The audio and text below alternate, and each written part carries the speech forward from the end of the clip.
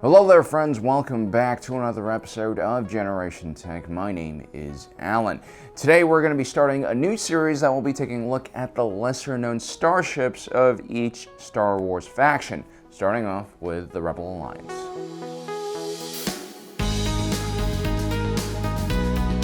The CR-90 is a pretty famous ship in Star Wars, but what about the CR-70? This was essentially the precursor to the CR-90. It was about the same size and less heavily armored and armed.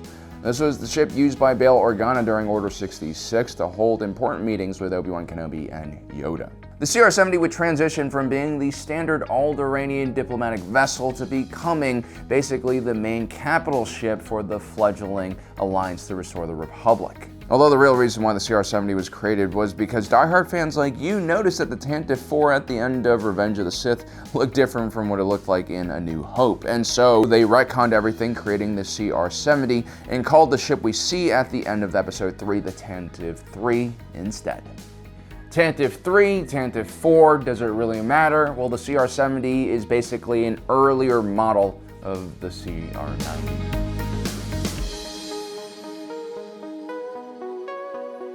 The PELTA-CLASS frigate from Quat Drive Yards was another Clone Wars holdover, which had survived the test of time because of its highly modular design. This thing was essentially the sprinter van of the Star Wars galaxy. During the Clone Wars, this ship was used mainly as a medical frigate or escort vessel. It was also used by civilian agencies to deliver food and aid to war-torn worlds.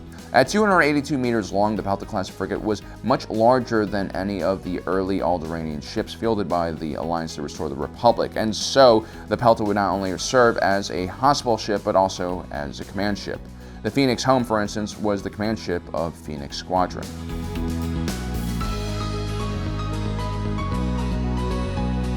The DP-20 frigate, also known as the Corellian Gunship, is a product of Corellian Engineering Corporation.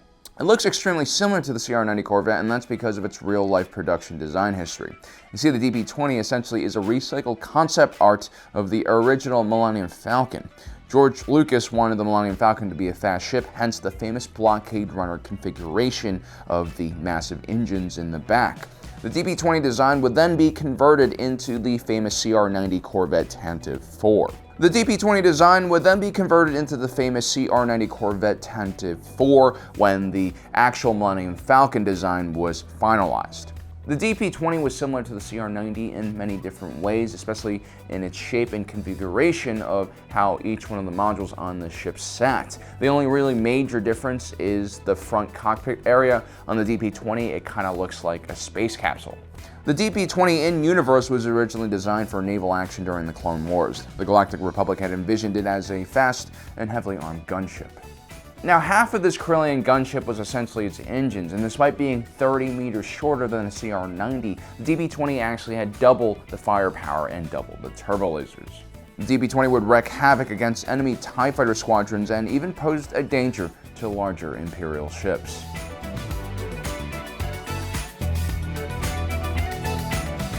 When one talks about Mon Cala ships in Star Wars, I usually think about the large cruisers, either the MC-75s or the MC-80s. But the Mon Calamari also had smaller variants of their large bulbous cruisers, like the MC-30C frigate. These were high-speed attack frigates, which were capable of doing tons of damage within a short time. This was thanks to the heavy armament of 16 turbolasers and 16 twin medium laser cannons found on board. Unlike larger Mon Cala ships, though, the MC-30C lacked the same type of redundant shield system and relied more on speed for defense. Just like the rest of the Mon Calamari fleet, the MC-30C frigate was repurposed from underwater civic buildings.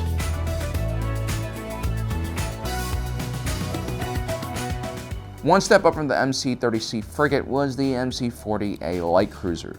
The ship still featured the classic Mon Cala cruiser clamshell design, but the ship had below average speed and, like the larger Mon Calamari cruisers, had an extremely heavy deflector shield system. The light cruiser was also heavily armed with an assortment of ion cannons and turbo lasers, but what really made the MC-40A special was its 6 tractor beams. The light cruiser would actually use its tractor beam to latch onto the back of a Star Destroyer, which is of course the weakest area and least defended area on a Star Destroyer. And when that Star Destroyer tries to move around, well, the light cruiser would move around with it and continuously hammer that one position. It's actually a really ingenious strategy.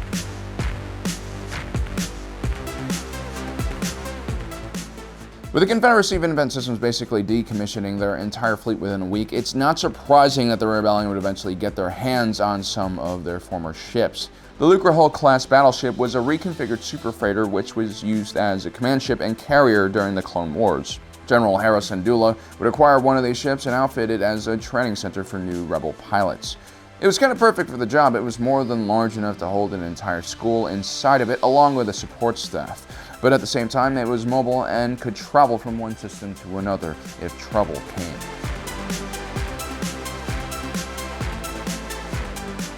When the Aftermath novel series was released about the later years of the Galactic Civil War, the Mark I Starhawk was probably one of the more interesting ships introduced by the author. This was supposedly the Rebel Alliance's first attempt at creating a capital ship. The Mon Cala cruisers had performed well, but now the New Republic needed its own mainline battleship in order to go up against the remaining Imperial forces left in the galaxy. The Starhawk-class battleship was supposedly built from parts of incomplete Star Destroyers. Towards the end of the war, the rebellion had gained access to many Imperial shipyards and storage facilities. The first Starhawk was produced at the Nadiri dockyards. Anyone who's played the Star Wars Squadrons campaign will be familiar with the storyline. At 2,400 meters in length, the Mark I Starhawk was larger than an Imperial-class Star Destroyer and almost as heavily armed. But what made the ship really special was its massive tractor beam. During the Battle of Jakku, the Super Star Destroyer Ravager, a 19-kilometer-long ship, was pulled into the planet's atmosphere by a Starhawk.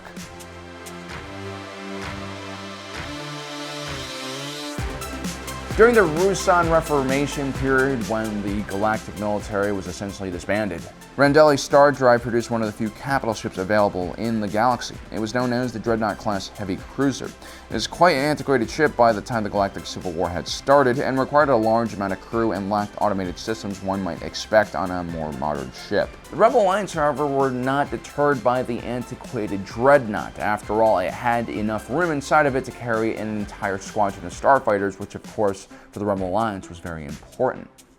The Empire would also use some of these surplus dreadnoughts in the Outer Rim. Grand Admiral Thrawn's 7th Fleet would use the ship for support of their heavier destroyers during the Lothal campaign.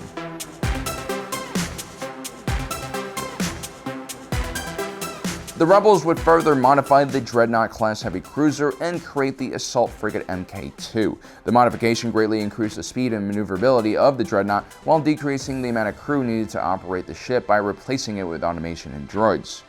Equipped with 15 medium turbolaser batteries, 10 heavy quad turbolaser cannons, and 20 heavy laser cannons, 2 of these frigates could actually go up against an Imperial-class Star Destroyer and come out victorious.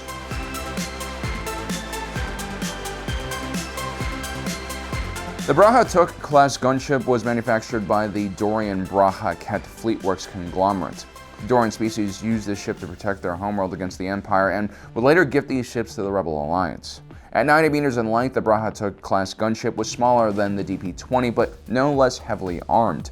It had 8 concussion missile launchers, 8 double turbolasers, and it could carry up to 2 starfighters. Its one weakness is that it only had a Class 3 hyperdrive, which was a bit lower than the standard in the galaxy at the time, which was a Class 2 hyperdrive. But it did have very potent sublight engines, and it was quite maneuverable. One of the most famous BRAHA'TOK-class gunships was the Pelianis Promise. It served as the main escort for the CR-90 Corvette Thunderstrike, which carried the 61st Mobile Infantry, aka Twilight Company, during the mid-run campaigns of the Galactic Civil War. Described as a small dagger of a ship, the Pelianis Promise did its best to protect the Thunderstrike all throughout the campaign. It even once went up against a Star Destroyer, which was 20 times its size, and survived.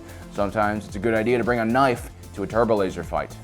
So there you have it, guys, 10 lesser-known Rebel Alliance ships that served in the Galactic Civil War. Let me know in the comment section below if I've missed any other important Rebel ships that deserve to be on this list. Also, let me know what you guys want to see next. Should we do the lesser-known ships of the Galactic Republic, or maybe the Empire, or should we do like the lesser-known starfighters of the Rebel Alliance? Let me know in the comment section below. And also, don't forget to subscribe and hit that notification button. And as usual, thanks for joining us today. If you're watching this, you are Generation Tech.